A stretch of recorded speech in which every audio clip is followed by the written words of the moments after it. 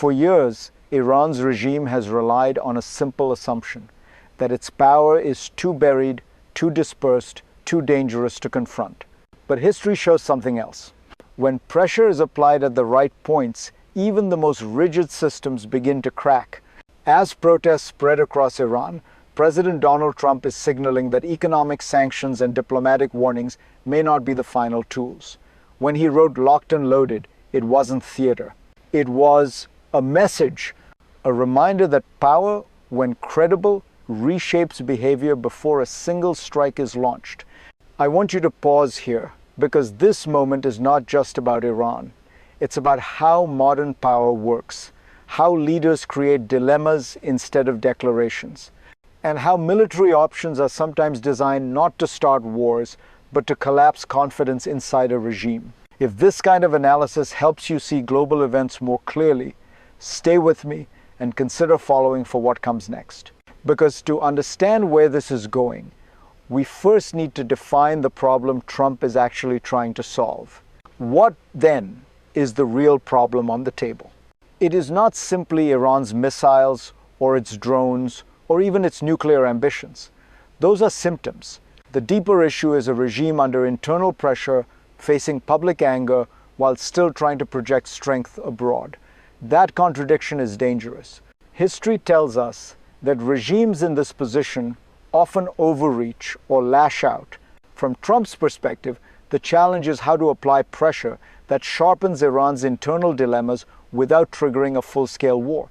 This is not about invasion, it is about leverage, about convincing Iran's leadership that every external move they make weakens their grip at home.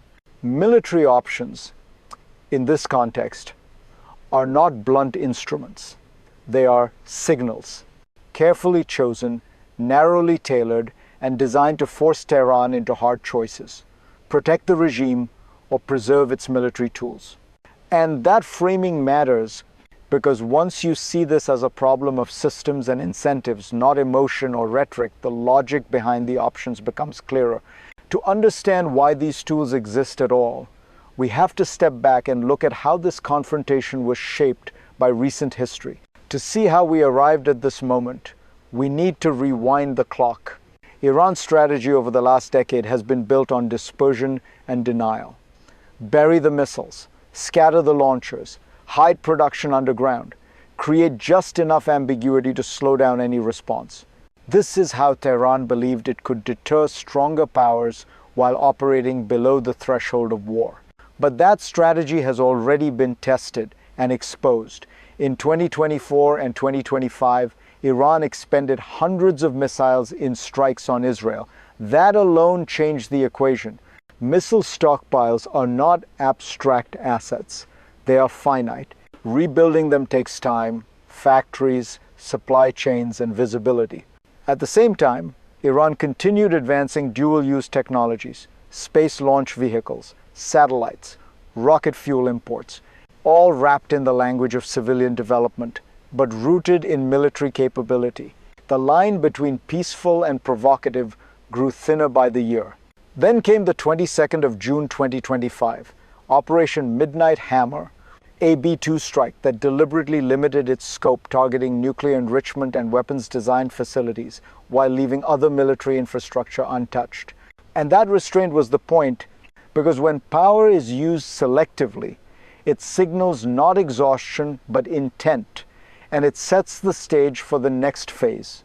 The first real flashpoint comes when restraint itself becomes a warning. Iran knows it crossed a line before. In June 2025, it struck U.S. forces at Al Udeid Air Base in Qatar. Years earlier, in January 2020, it hit Al-Assad Air Base in Iraq. These were not accidents. They were tests.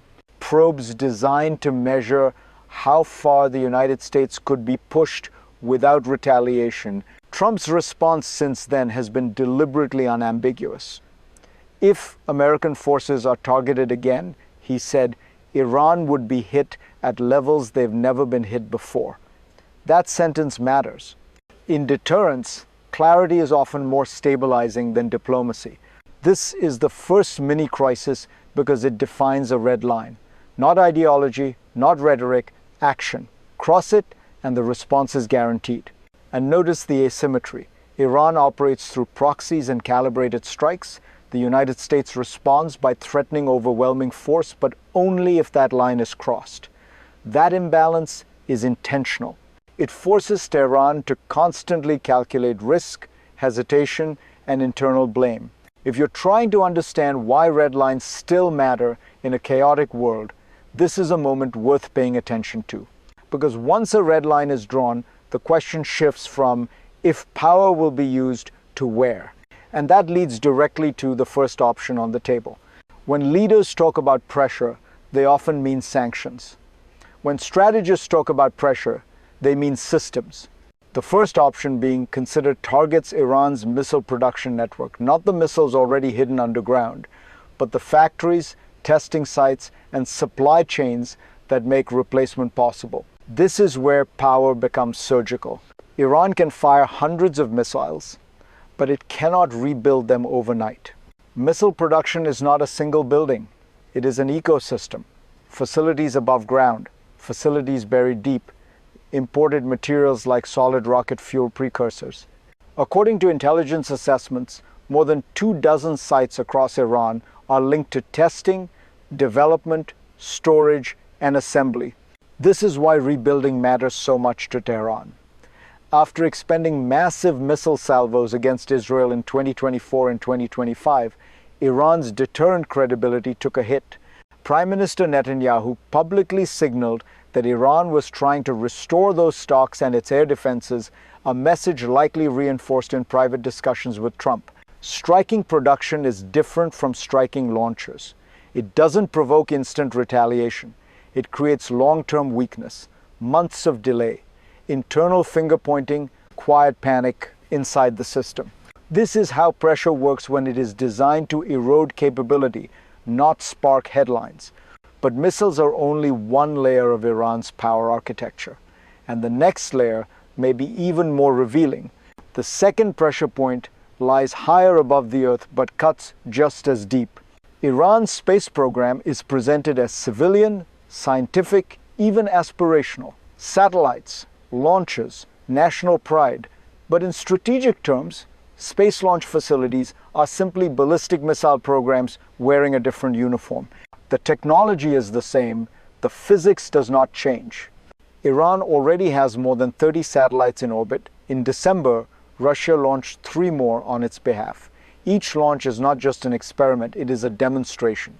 Proof that Iran can build rockets powerful enough to reach far beyond its borders. And that is where this becomes a crisis. In September, Iran launched an undeclared ballistic missile from the Imam Khomeini spaceport that violated UN sanctions outright. It was not symbolic, it was operational.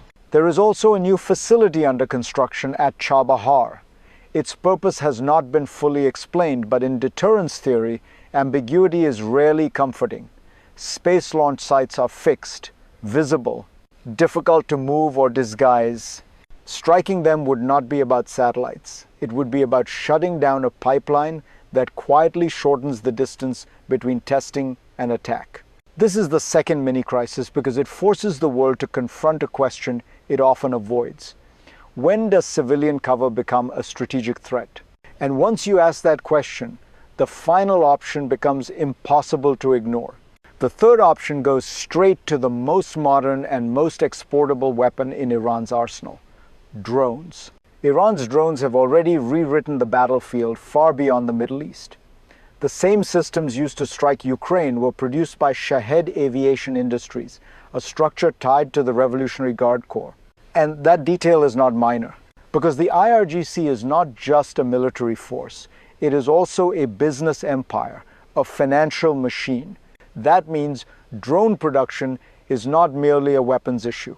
It is a funding stream, a channel that supports the IRGC's broader operations, including terrorism financing. In that framework, a drone factory is not a symbol, it is a legitimate military target because it directly sustains capability and revenue. The hard truth is that drones thrive in the gray zone. They are cheap, replaceable, easy to move, easy to proliferate. If missiles are about mass salvos, Drones are about relentless attrition, death by 1,000 cuts. And unlike underground missile sites, drone facilities often require visible assembly lines, electronics, supply, transport nodes. They are vulnerable. They can be hit without collapsing entire cities. So you begin to see the pattern. These options are not random. They map onto Iran's three pillars of force: missiles, rockets, drones. Production, not just inventory.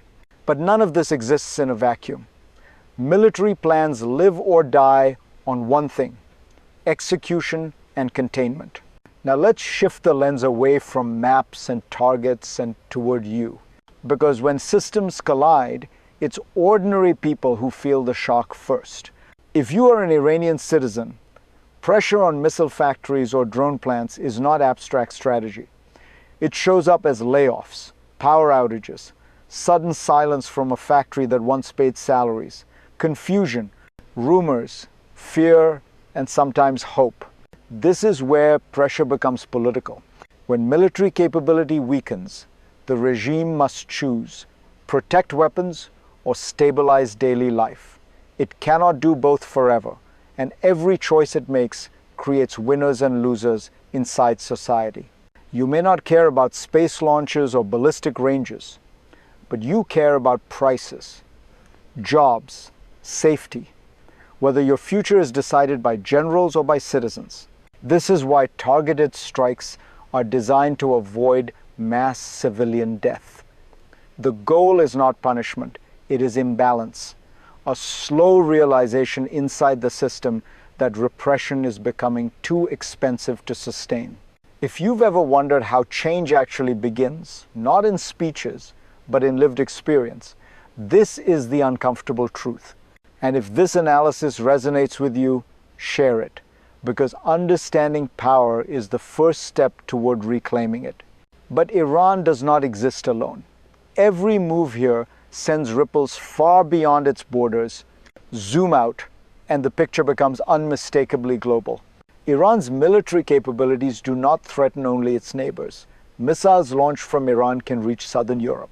That fact has already reshaped security planning far beyond the Middle East. It is why NATO allies like Poland and Romania activated the Aegis Ashore radar system to track and intercept missiles originating from Iran. This is not theoretical. It is operational reality. France, Germany, and Great Britain have already condemned Iran's space launch activities. Not because of ideology, but because dual-use rockets blur the line between civilian progress and strategic menace. When a space launch today becomes a missile test tomorrow, distance offers no protection. At the same time, the United States has quietly reinforced its defensive posture, guided by U.S. Space Forces. Navy destroyers used SM-3 interceptors to destroy Iranian missiles in 2024. They are positioned to do it again. Deterrence here is layered: offense to degrade capability, defense to deny success. This is how modern confrontation works. No declarations, no formal wars, just overlapping systems of pressure, interception, and signaling playing out across continents. And that matters because once global systems are engaged, outcomes stop being linear. They branch, which brings us to the most difficult question of all. Where does this actually lead? What happens next depends on how these pressures interact and how Tehran responds. There are three plausible futures. In the first, the best-case scenario, pressure works as intended. Iran absorbs the blows, avoids crossing red lines, and quietly scales back its most provocative programs. Military capabilities erode faster than they can be rebuilt. Internal dissent grows, not because of speeches from abroad, but because the regime can no longer project strength without sacrificing stability. Deterrence holds. War is avoided. The second scenario is muddier. Iran adapts. It disperses faster. It leans harder on proxies. Missile and drone production slows, but does not stop. The regime survives wounded, constrained, but defiant. This becomes a long contest of endurance. where no single strike is decisive and pressure becomes permanent. The third scenario is the most dangerous. Iran miscalculates. A red line is crossed, American forces are targeted, and overwhelming retaliation follows. In that world, restraint gives way to escalation, and the system snaps instead of bending. History teaches us that systems rarely choose the future deliberately. They drift into it, shaped by incentives, fear, and pride. And that is why the final outcome is not predetermined, because the last move is not military at all, it is political. Power, in the end, is not about destruction. It is about choice. President Trump's approach toward Iran is often described as aggressive. But at its core, it is a strategy of fragmentation, breaking military capability into pieces small enough that they cannot be reassembled quickly or confidently. Missiles without factories, drones without supply chains, rockets without launch credibility. For many Americans, the temptation is simple: to hope for the end of tyranny, the collapse of Ayatollah Khamenei's rule. But history warns us against shortcuts. Regimes rarely fall because they are hit hard. They fall because they lose coherence. The prudent course, then, is not endless war, but controlled pressure, making sure Iran's military tools are weakened so thoroughly that they can no longer be used to distract from internal failure. This moment is not the conclusion of a story. It is the opening of the next chapter, one where pressure replaces patience and restraint replaces illusion. If you want to keep understanding how power actually shapes the world beyond slogans, beyond outrage, stay with me, share this analysis, and join me in the next video where we examine what happens when pressure finally meets a breaking point. Because the systems that govern nations are fragile, and when they crack, history moves fast.